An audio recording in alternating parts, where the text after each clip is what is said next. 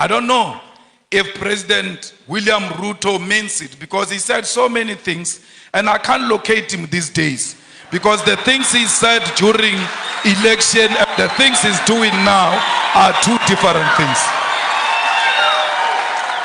I don't know. Because I heard him saying we need to do away with the dollar and build our own currency. But his actions are not speaking to anything of doing away with the dollar. The latest being putting a red carpet for a murderer, a person who killed the Kenyan people, coming into this country, receiving a red carpet and being saluted by our own army. This is not a Kenyan army, it's not a colonialist army. The Kenyan army is a product of the Mau Mau rebellion, and those who killed our people in the Mau Mau rebellion cannot be saluted by the same army of the children of those who were killed during Mau Mau rebellion.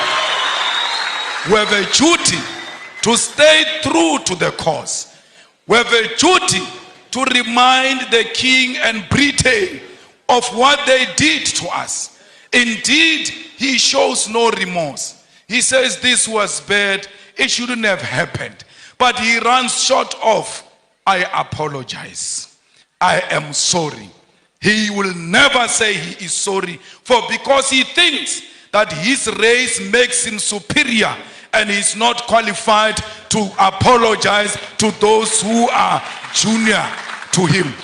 We call upon the Kenyan government to be firm and to decide what they want to be. Do they want to be Pan-Africanist, or do they want to be proponents of neo-colonialism? You can't have it both. Only one call must be made, and that call is of Pan-Africanism. It's not easy being a Pan-Africanist, for because the mindset of our people is so colonized, they are going to isolate you. They are going to look at you as if you are a mad person. They are going to look at you as if you are unreasonable. But it is a cause worth pursuing because of the generation that came before us. We don't want visas.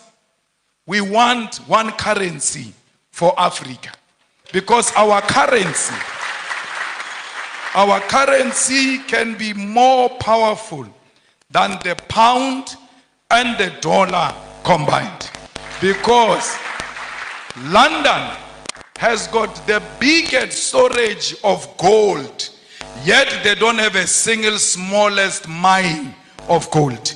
Their economy is based on our minerals. And if we safeguard our minerals and protect them and say out of these minerals, we are producing a currency that is going to compete internationally, we stand a good chance.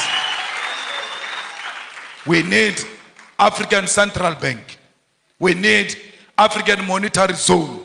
We need African military combat, because these pockets of wars that are happening in Africa are not of our own making. They are sponsored wars so that those who continue to steal our resources can do so uninterrupted as we fight ourselves, amongst ourselves. So we need a military, a common defense system, the African High Command that will ensure the stability and security of Africa. We equally need a binding African court to deal with dictators who only exist in Africa to feed their friends and families. Those people must be prosecuted the African way. They've spoken on Palestine. They've spoken on the war between Russia and Ukraine. But I'm still to hear the stand of President William Ruto about the ongoing war that is not covered by anyone in DRC, where people are fighting over territorial expansion and plunder of resources. and blacks are killing other black people, and we pretend that we don't see. It's important as leaders of states and governments to always condemn violence and war, especially if it's barbaric and informed by tribalism and unjustifiable territorial expansions. Before you can speak about other countries, charity begins at home. Let there be peace in DRC. Without peace in DRC, Kenya will never know peace, because these rascals are going to learn from those wars in DRC and want to import them into Kenya. You have a duty to stop them there before they come into Kenya. Comrades, we will make sure the struggle of all immigrants, most of whom are economic migrants and asylum seekers in South Africa. We will never. In South Africa, they say to us, if you want to be elected, you must declare war on illegal immigrants. And illegal immigrants, they mean Africans. We have refused as the EFF that we will never declare war on any immigrant, illegal or legal. Illegal according to whose law? Because if you are illegal, you should have violated a certain law. Which African law did these people violate when they came to this side of Africa? Because they are still in the same territory of Africa. They are at home when they are in South Africa. We wish to tell them we're going to elections next year in South Africa. We wish to reiterate that, and we tell them all the time, if they want to elect us on the basis of xenophobia, they can keep their votes. We are not disparate for votes. We are disparate for the unity of Africa, and that's what we want to achieve in our lifetime. Remove the visas as an immediate step, and I heard Kenya is going to do that by December. Perhaps I must come back here in December unannounced, so to test if indeed President William Ruto means exactly what he said when he said there won't be visas in December. Maybe I must sneak in and test without applying for any visa and just give them the South African passport and say I'm coming home. Mama, we want to commit in front of you and all the dignitaries who are here and the students that this Pan-African Institute will be supported by the EFF. We will ensure that indeed it has got a home in South Africa.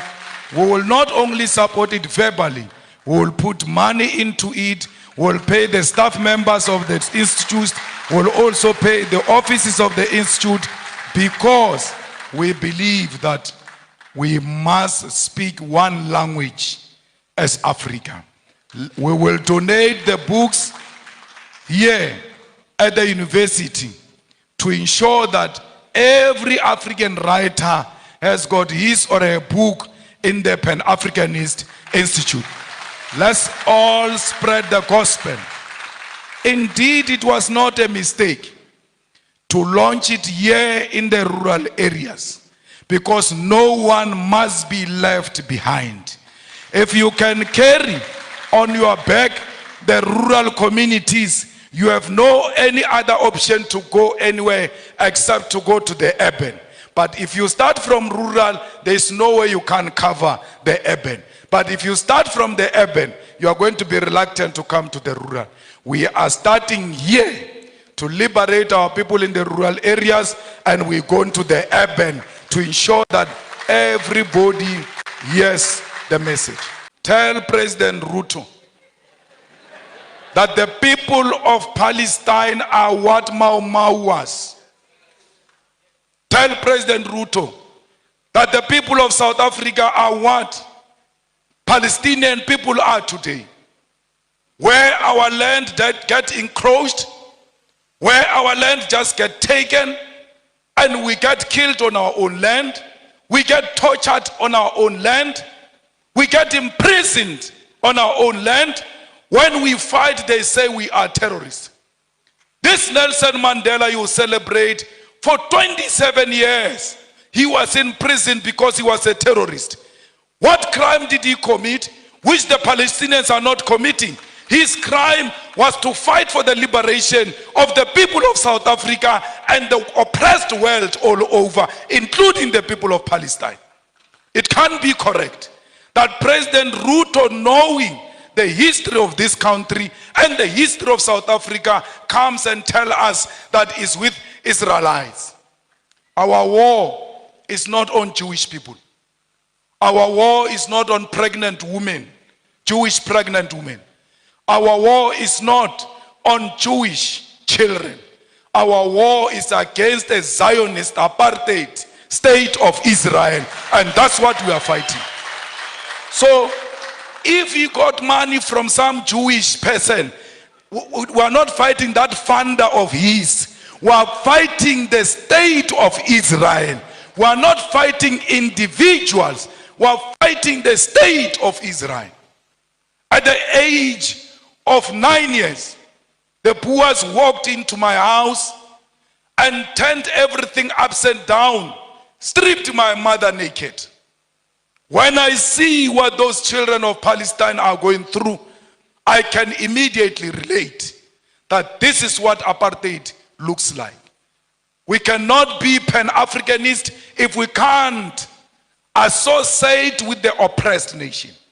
Our Pan-Africanism is based on the basis that we are an oppressed nation ourselves. And everywhere else where we see an oppressed person, that person is our sister, that person is our mother, that person is our father, because we are not free until the whole world is free from imperialism and colonialism. I don't know if you'll regret inviting me after this. But my problem is that I tell my truth as is. And I say it to authorities without fear or favor. Till today, no one has ever sued me legally successful. Till today, no one has imprisoned me, because you can't imprison or sue the truth. The truth will always prevail. Comrades, we must make sure that as we live here, our sympathy is with the oppressed people.